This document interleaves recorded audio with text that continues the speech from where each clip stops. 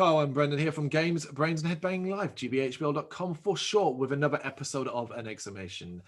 Metallica versus Napster, one of the most polarizing incidents in the rock and metal world, highlighted again recently. As of the time of recording, a few weeks ago, the hilarity of Twitch occurred. So at the time of recording, you know about this, right? The Twitch Metallica stream that just, honestly, I laughed. I woke up in the morning to it, looked at my phone, was like, what's everyone gone on about? Watched the clip and laughed my head off. I mean, that to me, I thought was funny. Not because like, oh, look at Metallica and so on. Yeah. More because look at the fucking state of the copyright infringement system. Look how bad it's gone. Anybody that uploads to YouTube knows it's a fucking disgrace of desperation of these companies trying to hold on to all these pennies for nothing. But for that to occur in such a way and in such a massive worldwide platform, I couldn't help but laugh. Yeah, it was funny. It's all bollocks though as well. I mean, the things that happened in relation to that Twitch stream are so far removed from the Metallica Napster thing. It's unbelievable. Yeah. It's a very, very tough line to draw to go, oh, how Metallica, you deserve that because of Napster said this copyright system that's been rewritten 400 billion times since then, you know. Yeah, there's a lot of blame. It's a big leap. It's like, oh, you got what you deserve because you started this process for as if as we will get into in this, as if Metallica weren't the only one who would eventually go after these companies as well. Yeah. So of course, Metallica versus Napster Inc. 2000 U.S. District Court for the Northern District of California. It was a case that focused on copyright infringement, racketeering, and the unlawful use of digital audio interface devices. Metallica versus Napster Inc. It is believed to be the first case that involved an artist suing a peer-to-peer file sharing software company. If you don't know, Napster was at the time a pioneering peer-to-peer file sharing internet service founded by Sean Fanning, and it emphasized sharing digitally encoded music as MP3 audio files. On April 13th, 2000, Metallica filed a lawsuit against Napster. They alleged that Napster was guilty of copyright infringement and racketeering, as defined by the Racketeering, Influenced, and Corrupt Organizations Act. I do love when you're finding all these extra little details about what they're called. So, first question then. How much do you remember about this case when it first reached your ears? Nothing. Nothing? Nothing. Really? Not a thing. I didn't even know what Napster was, and I don't know if that's because I was a little bit older, so I wasn't doing this shit. Okay. Just like I never had an IM tag or any of the other shit that was around this time. Okay. You know? I was buying CDs and I loved it by then. I was going into shops. I was reading the inlay cover from back to front. I didn't really, and I think the other thing was that I was also of an age where I was going out getting fucking smashed. Yeah. Not like all the time, but I was hanging out with friends and stuff like that. I didn't sit indoors downloading music. I'm a fucking laugh. I went out, bought CDs, I put them on my iPod or whatever I had at the time. Probably might have even been a fucking Walkman or a mini disc player. Yeah, a bit early for iPods, isn't it? Yeah, and that was it really. And then I was just knocking about with mates. So Napster bypassed me completely. Never used it. Never used it. What about any illegal downloading sites? Ever used? Yeah, of course I have. Yeah, I'm not like fucking hunky dory. I mean, I wouldn't say I did it a lot for music. I did it for movies. Oh, movies. Yeah, LimeWire and stuff like that. I'd be using that to try and download movies a bit advanced, watching the older shaky camera footage of someone to sneak the camcorder into the cinema. Every now and then some prick would stand up with his popcorn. You'd be like, sit down, mate. I'm trying to watch a movie. Yeah, I mean, I'm pretty much the same. I don't remember anything about this case at the time. However, I also never used Napster. The year 2000 was certainly not a period of time where we had readily internet access in our lives, let alone at home for a computer to do that thing. That was probably the reason why I never used it. We didn't have home computers, that sort of thing. However, I was like 19 years old when this case was going off. Do you know what I mean? I wasn't sitting indoors spending my evenings downloading free music. Yeah, I was 16. So, we had lives. Later on, I mean, again, for clarity, like Brendan, I'll openly admit to later on that I have spent many years illegally downloading music. And my two major ones were LimeWire, as Brendan already said, and a place called BitTorrent. Oh, yeah, I used to use BitTorrent as well. Yeah. Torrent Bay. There were a few of them, weren't there? Torrent Bay, BitTorrent. And Yeah, that was a lot of earlier on. So when you started to hear about Napster versus Metallica, initially, early on, what side did you find yourself taking, if you took one at all? Early on, didn't care, Yeah. is the truth.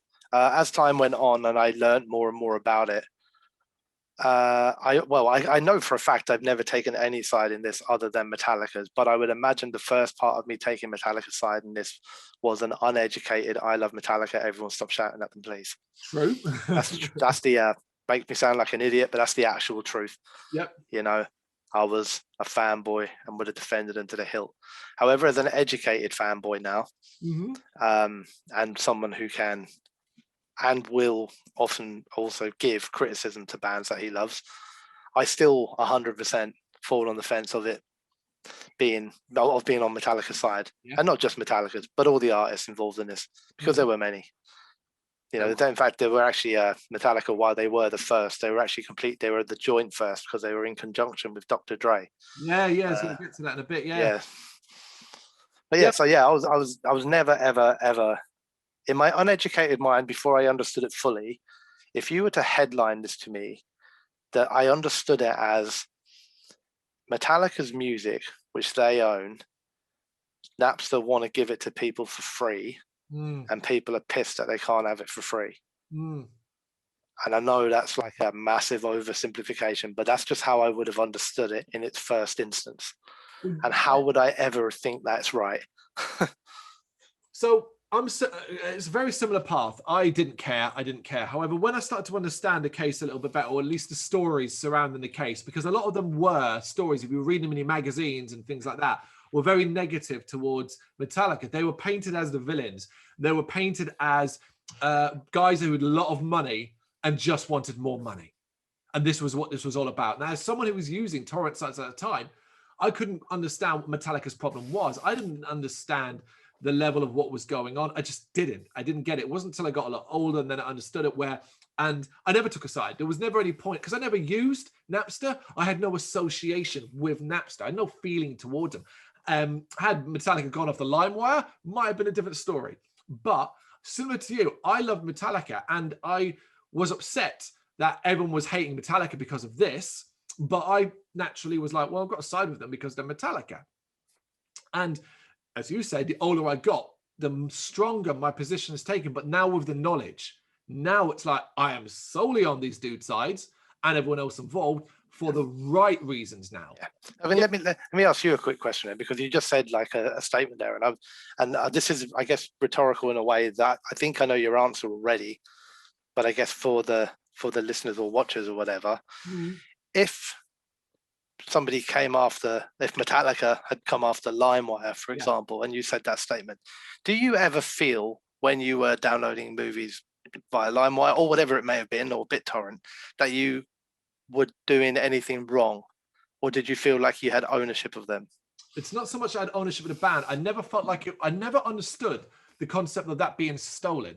Like that was effectively stealing music. So I never thought I was doing anything wrong. It wasn't only again until I got older, because I quickly abandoned LimeWire. We all know LimeWire was whoa. So when I found BitTorrent, that was the period where I knew it was wrong. And you always had that kind of guilty feeling and stuff like that. But it wasn't so much ownership. It was like well, look, you've got this massive back catalog. No one's buying your CDs anyway. That's okay for me to do it. Justification in my head, that was wrong. Yeah, absolutely. And that's the crazy thing with it, because like I know that things have changed a little bit these days, but people still do this. But what they do now is they will jump through VPNs and everything like that to cover the fact they're doing it, which means that they clearly know that what they're doing is wrong, but then claim that it's okay. And why should I have to pay all this money? You know, it's like, but the fact that you're trying to cover it, the fact that you're going to go, I'm going to have a VPN here and I'm going to hook through that one, and then I'm going to loop into this one here to get that film without being seen, or to get that author's book or that musician's CD or whatever it is. You know, it's so clear that you know that what you're doing is wrong by the hoops you're jumping through to cover up what you're doing. Do you think it came from the fact that it was like a sharp reminder? And it was silly, considering the year, and we were in the height of new metal. But for a lot of people, it was a sharp reminder that the music business is an industry, and that industry survives purely on money being made. and that people kind of forgotten that, and it's still maybe in the older side of things where it's like music should be free and crap like that. You know, the big thing that was wrong with all of this, the bit that I've always been, I wouldn't say confused by, but I guess the bit that always makes me just think like what was going on here is that the business Napster, when it was set up to be a free file sharing system. That's right. Now, a free file sharing system should work really well, and I think it does still work actually in many instances today, in that you are free to freely share files that are released to the file sharing system. As in, this author or this artist or whatever is happy to share this for free. The problem I always understood from the Napster perspective, and I think I'm still right, and actually a lot of this stuff came from the I Disappear single. The Metallica single, which was the Mission Impossible 1 or 2, was it? Which was being held back to coincide with the release of the movie. And I think I saw an interview with Lars or something where he was basically, talking about the fact that they were painted as bad guys, and it wasn't about the money. He just couldn't believe that this song that they hadn't even released yet. It wasn't even out of the studio. It wasn't even mastered out of the studio yet. And people were sitting, it was being played on the radio. Now, at what point can a commercial entity like a radio station hook into a free file sharing system and take stuff and then play that commercially, making money off it, making money off advertising off of it? People listening to their radio, they hear the new Metallica single that Metallica haven't even released yet. And I think that was the difference between peer-to-peer sharing and peer-to-commercial sharing. And that, from what I understand of the most recent interviews I've ever read on this, was Metallica's biggest problem. And yes, it grew into a bigger, wider copyright thing. But it was, can you imagine you've written a book or a film or a song or whatever it may be, and it's being released in 2 weeks or 4 weeks time or whatever, and then you're sitting on a bus or whatever and you hear it being played on the radio. Right. That is shocking. That's the part I never knew until recently. And I'm going to go read it out because you basically already nailed every aspect of it. So July 11th, 2000, Lars read testimony before the Senate Judiciary Senate Committee accusing Napster of copyright infringement. And he explained that the year Metallica discovered a demo of I Disappear, a song which was going to be released as part of the Mission Impossible 2 soundtrack, was being played on the fucking radio. And as Brendan said, wow. So Metallica traced the leak to a file on Napster's peer-to-peer file sharing network. And from there, they discovered their entire catalog was available to be downloaded for free. So they argue that Napster was enabling users to exchange copyright MP3 files. So the next part is what you often hear fans complaining about the most, because effectively it involved Metallica going after users. They hired NetPD, an online consulting firm, to monitor the Napster service, and they produced a list of Napster users who are allegedly sharing the band songs online in violation of copyright laws. They've got the number: 335,435 Napster users. So that 60,000 page list was delivered to Napster's office. And I'm going to stop there because one thing I remember more than anything other that ground people's gears, this part of Lars Ulrich delivering this list to Napster's office was filmed and is freely, you can see it available. That, I don't know why they chose to do that. That I'm not sure if was the smartest decision, because it comes across arrogant. Now, I know you can say, well, why not? And it's their music and all that. But like, shit, keep that stuff private. It's a court and all that. But that part of him delivering the 60,000 is available to see. That's kind of fucked up. Yeah, it's kind of fucked up. But, not every decision everyone's going to ever make in their life is a good one in hindsight. True. Metallica. I think Lars himself has come out, and not necessarily on this topic, but thrown shade at himself for some decisions the band have made in the past. Agreed. So Metallica demanded that the songs be banned from the file sharing network. However, this is where they really upset people. They also wanted the users responsible for sharing the music to be banned from the service, which led to over 300,000 users being immediately banned from Napster. Regardless of whether they had other, like that was a one mistake they made, the one thing they shared wrong, they were just gone. And it's not that I disagree with it, but fuck me, what a purge, I mean, I would imagine I mean, first of all, Metallica were already a massive fucking band by this stage, yeah? Yeah. So let's not for 1 second think that Metallica didn't also have an army of record labels, producers, all the people that were losing out on their cut, all behind the scenes pushing and enforcing this stuff alongside Metallica. You know, it wasn't like Metallica as a 3-piece or 4-piece were just completely away from everyone else doing this solely on their own. There would have been a whole engine, a whole industry behind Metallica on this stuff. And Metallica were the face of it. Okay, that's what I believe anyway. Yeah. I believe Metallica intended to close it down. Yep. That was the intention. It wasn't to try and just get users kicked off of it or anything. I think that was all smoke and mirrors to try to push forward to the public domain the scale of the problem, and to get it closed down. And that's probably why things like these videos exist, why these lists exist, everything like that, because it was all like you would with an album. It's probably what they knew. It was like a massive marketing campaign, but rather than trying to sell an album, this time you're trying to turn a tide of opinion against Napster. Yeah, I agree with what you're saying. For me, I've always envisioned it, and still do to this day. It's a dam, and Metallica came along and made the first cracks in the dam. The water started to leak through, confident that over time, others, seeing what Metallica would do, would stand up and go, okay, we're now going after Napster. Yeah. And we're not happy, and that dam would then break. Yeah. And, you know, like, here's the thing with it, right? You know, whether it was 1 user or 300,000, it don't matter at the end of the day. Like, if I go onto a torrent site now and I download a movie that's due out next month and I get collared for it, and somebody knocks on my door and I get a fine or whatever for it, I can bitch and moan and try and get the world behind me about how it's not fair, you're taking away my human rights and all that. I knew I did wrong. Yeah, fucking suck it up.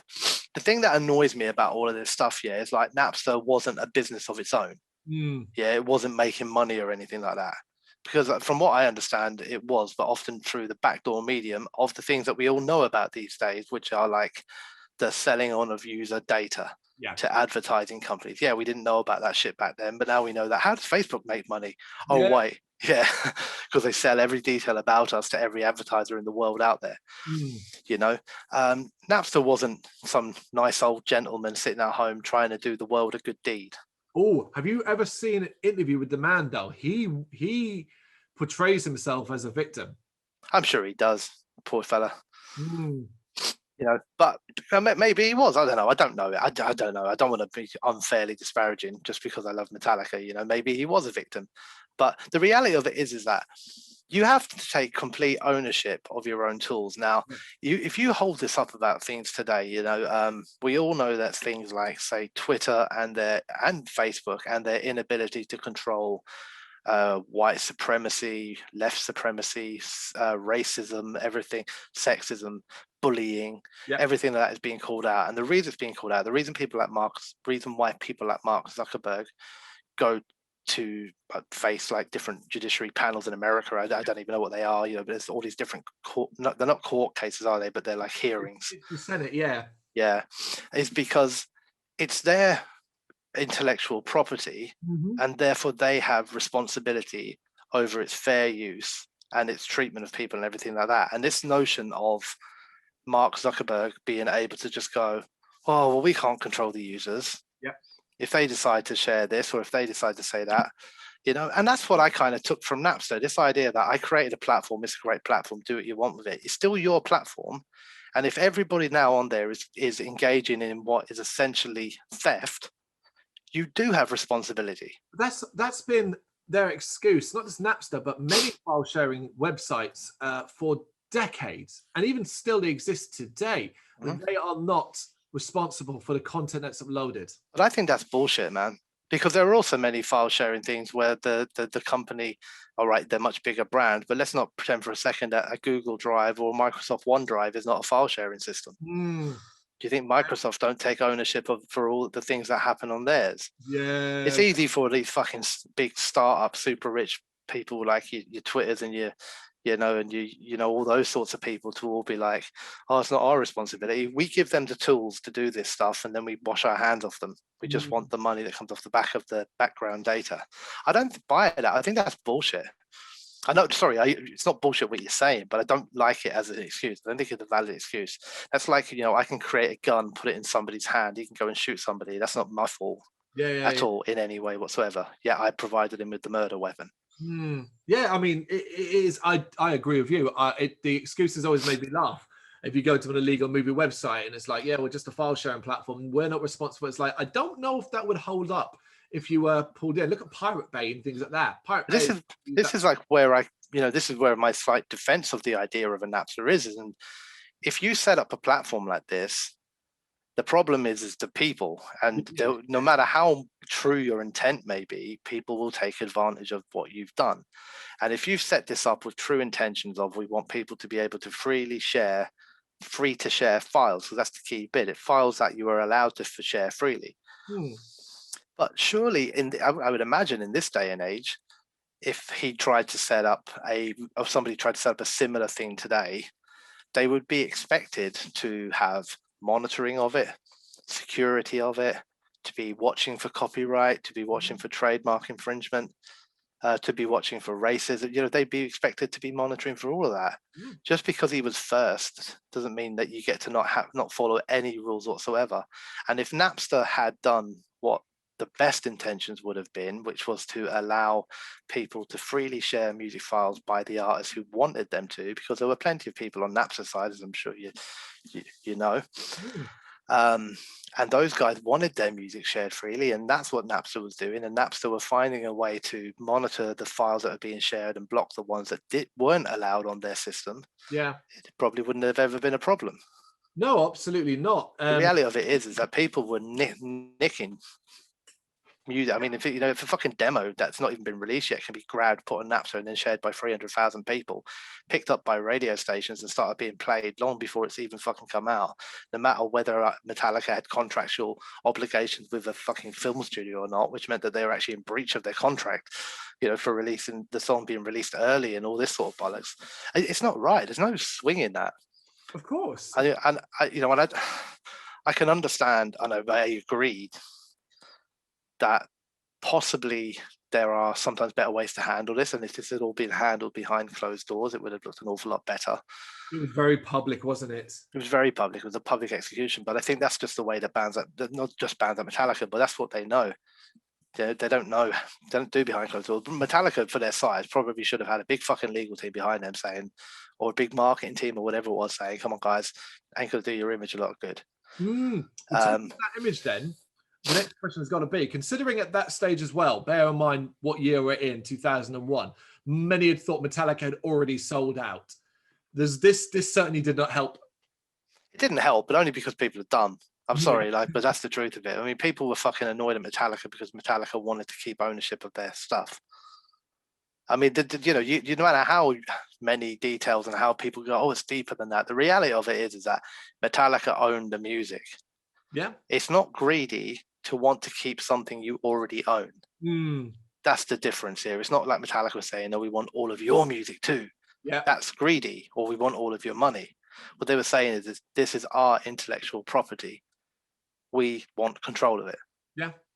It basically made you aware that, music as you buy, you can buy and own the CD, but effectively you're loaning the tracks. You don't keep the tracks. You don't own them. You can't just do what you want with them. Just like most things these days in that sense, we still have the difficulty with video games in that sense where companies are trying to push that aspect of things as well.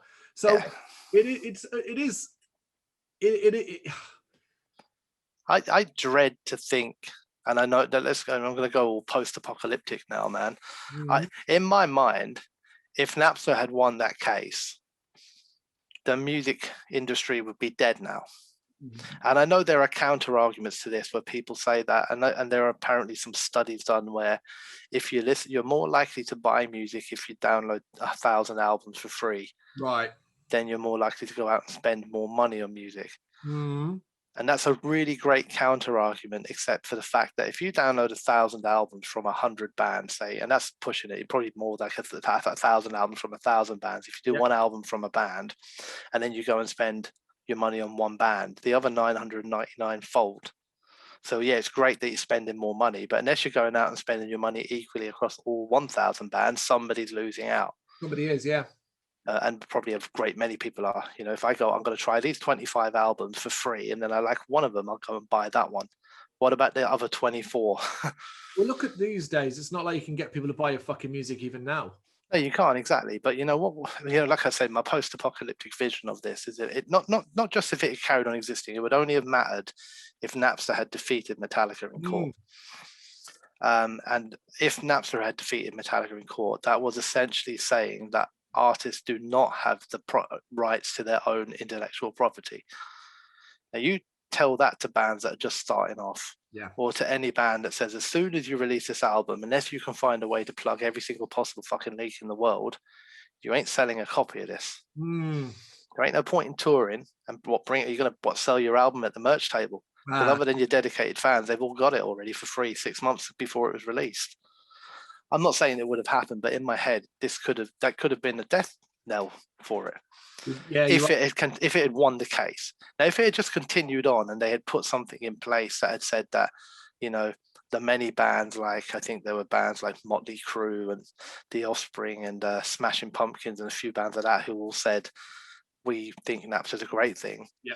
Well, by all means, if it continued on and it had some form of bands being able to submit their music to Napster to then be shared freely, that would probably have been a great thing. Well, before we even got to that, let's get to the end of the court case and the eventual results. And really wanted to highlight this because we're going to ask some questions about this at the end. So not mentioned at all is the other case that was filed against Napster at the same time. The A&M Records Inc. versus Napster Inc., which included 18 large record companies. Other artists, including Dr. Dre, another of other record companies, and the RIAA of America. That one subsequently filed their own lawsuit, which led to the termination of an additional 230,000 Napster accounts. So we hear all about Metallica, but we don't hear about these labels. We don't hear about Dr. Dre. We don't hear about the fucking Record Industry Association of America at all, ever. Yeah. In March 2001, the federal district court judge ruling of the case issued a preliminary injunction in Metallica's favor. The injunction, which was substantially identical to one ordered in the A&M case as well, and it ordered Napster to place a filter on the program within 72 hours, and was shut down. Napster was forced to basically purge its system of all copyright songs from Metallica. July 12th, Napster reached a settlement with Metallica and Dr. Dre. And this was after Bertelsmann AG BMG became interested in purchasing the rights to Napster for $94 million. So someone was coming in to buy them. The settlement, though, required that Napster block music being shared from any artist that did not want their music to be shared. So that was it. However, the $94 million deal was blocked when the judge ruled that the deal was tainted because the Napster chief executive officer was a former executive of this Bertelsmann company. So he had one foot in the Napster camp and one foot in the Bertelsmann camp. So there's obviously something a little dodgy there. And that was it. Napster was forced to file for Chapter 7 and liquidate its assets and died. And that was the end of it. So the question for you is, why is it that you think only Metallica got the stick and all these other companies, labels, artists and bands just never got mentioned? I will tell you exactly why. And I will refer to a previous video or a future video, depending on the time you post the video, of 10 things I hate about metal fans. And this is because we love to hate successful bands. The reason nobody talks about record labels is because metal pages, metal fans, we don't talk about record labels. I very much doubt hip-hop fans do or anything like that. They don't all go on about Dr. Dre or anything like that. This is simply because the metal community is obsessed with hating on Metallica. Yeah, that's it. There's no other reason for it. You know, Metal Sucks, Metal Injection. Sorry, just name drop two perfectly solid heavy metal websites will regurgitate this story over and over and over again for the next 50 years because it gets clicks, because people love to say fuck you Metallica, fuck you Metallica. And that's the reality of it. Is the reason no one talks about the other stuff is because they're in a different industry, they're in a different environment. Right. And they don't hate on their successful artists that way. Well In put. fact, I would imagine it probably happened a different way with Dr. Dre. People was probably like, yeah, fucking go Dr. Dre, taking down those corporate people. So in addition to that, then, what is your thoughts on other bands and artists, the ones that quietly came out afterwards, them keeping quiet during this period and not perhaps standing alongside Metallica? What do you kind of make of that? I mean, a little bit of me thinks, but the natural thing to do, which is like, think they're cowards for a start, because they wanted the same thing Metallica did, but they were too scared of the stick. But another little bit of me thinks it was also quite a smart move, because Metallica is of a scale that they can take that stick and it have very little impact on their overall sort of sustainability as a band. Yeah. Whereas a smaller band with a smaller fan base, it could have potentially been, disastrous to them to lose half of that if they were all pro Napster. True. So I kind of understand why they were happy for Metallica to be the shield, but also probably that they also needed Metallica to win. And I would also imagine there are many thousands of other bands who have never spoken about Napster at all, but were sitting there with their fingers and toes crossed, pleading for Metallica to win this. Yeah, yeah. That's the difference with all this. I think what Metallica did was take the risk and be willing to accept the potential loss and the blame for what they believed in.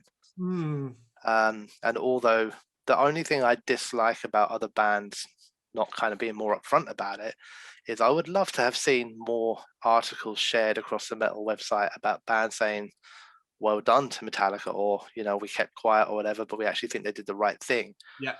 Do you know what I mean? It's not so much that they didn't stand up with Metallica, it's the fact that as Metallica got a stick in the years after it, none of them stepped forward to defend Metallica, considering they all wanted the same fucking thing. Yeah, that's the thing. There would have been a very small percentage that was pro Napster. And even those, I'd imagine, after a certain period of seeing diminishing results because of their music being freely available. Absolutely. And I mean, some of the stuff's ridiculous. Like, I didn't know this beforehand, but did you know that, or as they're classed here, the LA Rockers, Motley Crue, viciously went on the attack, accusing, they commissioned a tongue-in-cheek animated short called Metalli Greed to accuse Metallica of stirring up publicity for their own upcoming summer tour. And Nikki Sixx said something about the big pigs get fat and the hogs get slaughtered. And I just think it's really funny that bands like Motley Crue were coming out accusing Metallica of trying to chase money. Yeah. But who's that? Yeah, absolutely.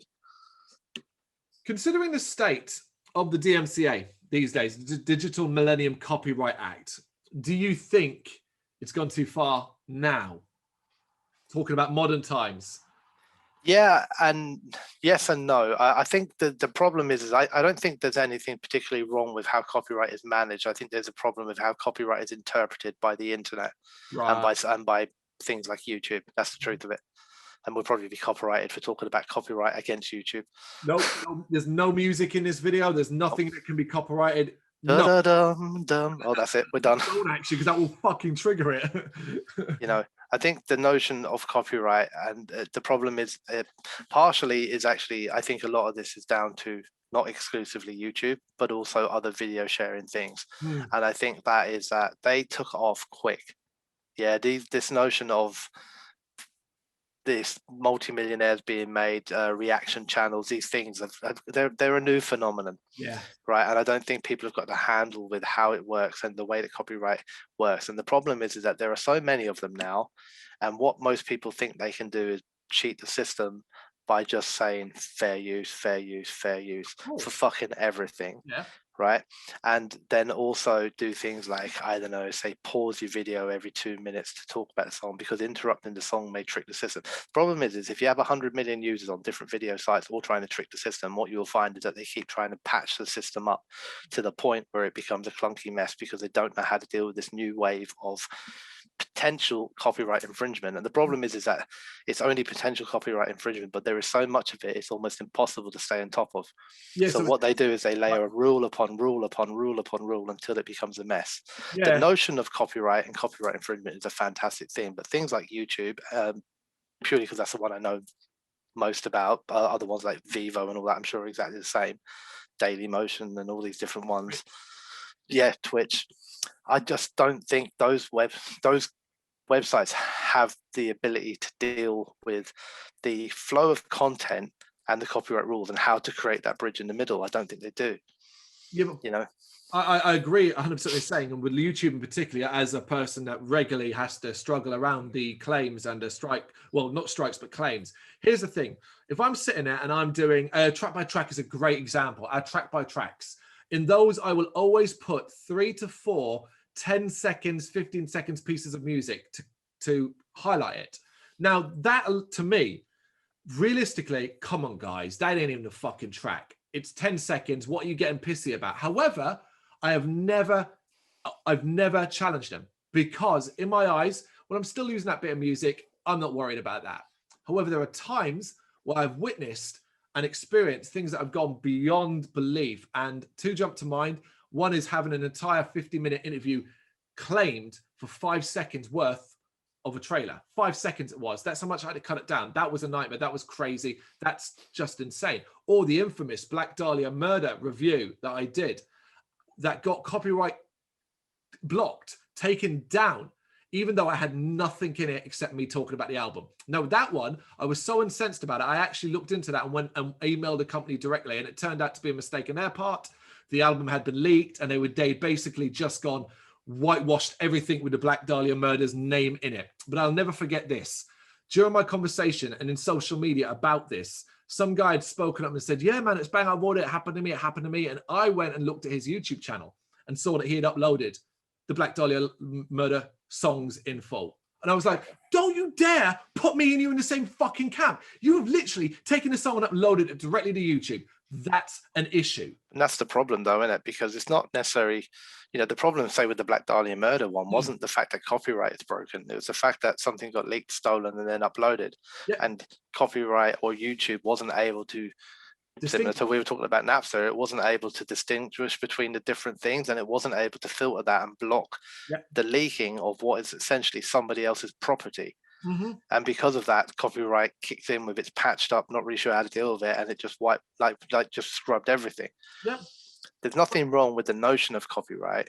There's nothing wrong, I don't think, with bands claiming legitimately when there is somebody actually trying to make fucking money off your stuff, like it legitimately, And the problem is that I think copyright at the moment is like a patched up dam. Yeah. And the flood of videos breaching it or trying to breach it or potentially breaching it is just way more than the kind of infrastructure can deal with. I don't know if how they fix it. I don't know how they change it. That was going to be my next question. How do we fix it? Well, should we go for the easy one? Let's get Metallica to take down YouTube and Daily Mail. That's Google. That's Google. Metallica winning that fight. I actually have one not solution to fixing it, but one thing that I think would help stop a lot of the issues, and that is it requires Google, YouTube to start actually employing staff and to stop relying on the automated system, because the automated system is open to abuse across all levels. And part of the problem is that us users are actually very unempowered on the channel. And I'm talking when it comes to claims. So obviously the fair use system is often the catch-all for reasons why my video shouldn't be claimed. Now, when you submit that thing, and it could say a 30-minute review that involves a couple of little clips from a movie here and there, that falls under fair use. Fair use is you are changing or creating your own work around the original piece of work. It's not in its whole form and all that business. You can submit that claim, and then the owner has, I think, 28 days to respond. They can release the claim or they can reject yours. If they reject yours, that's it. You can do nothing else except go to court, and no one's going to do it. And there's a big problem. That is, extra fight beyond because they could just be like, don't care, nope. Yeah, that is a big problem. And I guess it kind of harks back, again to the whole Napster thing a little bit as well, but also what I was saying about social media, because it's the same with social media. Because you say you get blocked because of something you wrote gets misinterpreted. Of course. You can't call anyone. That's just the way it is. Because like Napster, like YouTube, like a lot of these things, there often seems to be an unwillingness for them to actually take any proper responsibility over their property. Yep.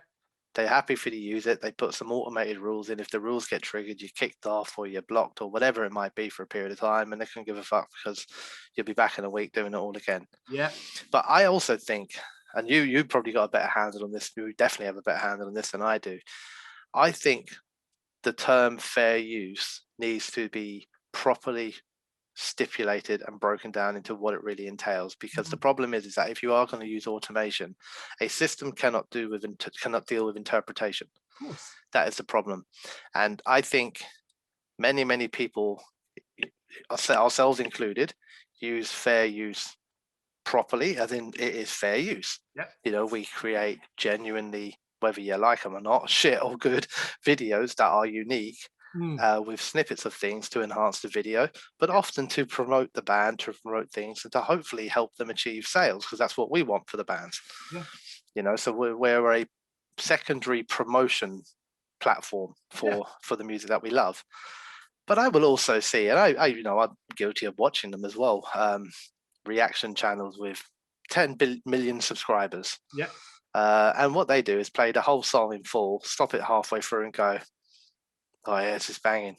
And then play it the rest of the way and go, cool, thanks for that suggestion. What you're actually doing there really is just playing the songs to grow followers for yourself, and then you are monetizing your account.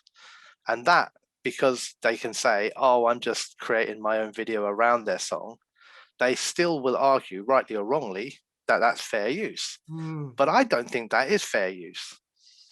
No. And this is where I think fair use is I don't think it's vague to you and me reading it, because I think we could look at that situation and say, Carl's video, that guy's video, that's not fair use. This one is fair use. But a system will never be able to do that, because that requires human intervention. Yes. So either fair use has to be stipulated out legitimately, as in, I don't know, I don't dread to say something like this because I don't know enough about it, but say no longer than a 30-second clip. Yeah. Plus this, and maybe it's a bit different for music and it's a bit different for film, and you know what I mean? I think it maybe either needs to be firm, strict guidelines that everybody, including a system, can interpret without risk. Okay. And then, I'm not sure I'm the right way to do it because I don't know enough about it, but I just think if it's going to be vague, we will always interpret things in different ways. Yeah, these terms as well, when it comes to fair use and all that, it often comes from these acts and these rulings that have occurred and then changed. So the DMCA, Digital Millennium Copyright Act, this is where that fair use stuff is coming from. And as you know, being in your job and stuff like that, you can read a document like that. And my job, a health and safety piece of work, you're reading it and your eyes are glossing over because it's written in a terminology that is sometimes open for interpretation. Yeah, absolutely. No problem. This is exactly the reason, because at the end of the day, copyright infringement, including the fair use portion of that, is meant to be law. Yes. And it's the exact reason why in real life scenarios, law is never written vaguely. It's never a case of, I live in England, one of the laws is don't do bad shit. Yeah. It's very clear and stipulating what the bad shit is, so I know what I'm allowed to do and what I'm allowed to do. It's the reason why they don't say in pubs you have to be, not too young to drink. It doesn't fucking work, because I might go, nah, that's not too young. Same with the drink driving. There's not a case of you are not allowed to drive drunk, so whenever you're feeling tipsy, that's when you stop. Yeah, are you a little bit like this, or like that? How many you had? You've had 3, you've had 4. Yeah, no, you're all right. It doesn't work. Vague doesn't work in law. And yes, it's a digital law, but it's still a law at the end of the day. It doesn't seem right, is the way that it is at the moment. It seems that, and let me be a little bit petty for a second, right? Let me be petty. Okay. Our attempts to obviously try to be within copyright law whenever possible is the right thing to do. And it annoys the hell out of me when I see people who literally do nothing other than say 3 words while playing song after song after song from every band they possibly can, going fair use, fair use, fair use, and they've got successful Patreons and everything like that. And it annoys the hell out of me. Why should they be successful? They're blatantly ripping off the system. Yeah. It's ridiculous. Mhm. And a lot of them, one of the things I know is quite popular to do, and it annoys me too, is it's okay to keep getting blocked on YouTube, because once I get the fan base to a scale, then I can divert them to my Daily Motion or to my Patreon where I can get away with it. Mm. So what I can do, and you see them say it in the fucking channel, they will say, oh, I did do another video, but that got blocked, but so you can check that one out on my Patreon. Yep. So your thing that breached copyright is available for people to watch in another place for free. Well, that was how it was with Twitch until literally quite recently. They call it the Twitch purge because obviously Twitch had to crack down on the fact that people were playing music in the background of their videos and things like that. Mm. So they are getting wise to a lot of these other platforms. Facebook, if you start to do a live video, and I've seen it firsthand, if you're banned playing your own music on Facebook, you will get your stream will be silenced. It's not okay. It's why you can't get radio stations on Facebook anymore. That's why I think the thing needs to change, because it's not about catching the bad guys. It's about blocking the good guys. Yeah, that's the problem, isn't it? It's the reality of it is that we know that there are always going to be a vast amount of users out there who try to do things properly, and there are going to be more that don't give a fuck and try to do things their way. And in an effort from all the legal bodies and whatever to stop the bad guys, they will accidentally block everybody. Yeah. And if they were to clearly stipulate the rules, so it was clear whether you were breaking them or he was breaking them, if the rules were clearly stipulated, it would become very, very obvious both to a system, because it can measure time. It can say, oh, that clip was 28 seconds, therefore it's okay. That clip was 5.5 minutes, so therefore it's not okay. Yeah. There's probably more detail that needs to be done to it than that. Of course. But the problem is that what copyright is doing now is it's so desperate to push back this wave of misuse that it's just blocking everything. It's blocking everybody. And actually what they should be doing is, rather than trying to find ways to stop the bad guys, they should be trying to find ways to stop everything and then ways to release the good guys. It's a different approach to it, I think. We've gone quite off topic, but the lesson here is the lesson here is it's all Metallica's fault that music still exists today. Yeah. I mean, we've gone through the Metallica Napster case from our perspective and talked about the whole copyright aspect and so on. And I'm sure Brendan agrees our stance is still the same. We agree with what Metallica did. Yeah, we're great supporters of independent artists or authors or filmmakers, of anyone who owns their own property. Yeah. Absolutely. It's yours. Share it with us. I'll buy it. We want to support people. I don't know. I can't see how anybody sees it any other way. Many do, though. Many do. If you're one of them, let us know in the comments. That's it. Yay. Somehow it's 11 o'clock again. Yeah. We do talk. Should we wrap it up then? Yeah, fine. Yeah. Yeah, cool. We'll do I don't know, a couple of, maybe find another hour in a week or so's time, and we'll do a few reactions or something. Yeah, I mean, if you want to do it, say literally this time next week. Yeah, that should be right. Yeah, well, it can be literally either Tuesday or Wednesday next week. So you tell me which works for you, and we can jump on an hour. Yeah, fine, cool. We get a couple of tracks queued up. Yeah, because then it's just reactions and reactions only. Then. Yeah, sounds good. All right, man. Take it easy. Bye. Bye. Thank you very much for watching. You can check us out on gbhbl.com as well as on Facebook, Instagram, Twitter and Tumblr. Go to Patreon and help us out over there. That's patreon.com/gbhbl, as well as Big Cartel, where you can find some of our merchandise. We have a podcast running on SoundCloud and Apple Podcasts. And of course, if you like this video, do us a favour, hit the subscribe button and help the channel grow. Games, horror and heavy metal. What else is life for?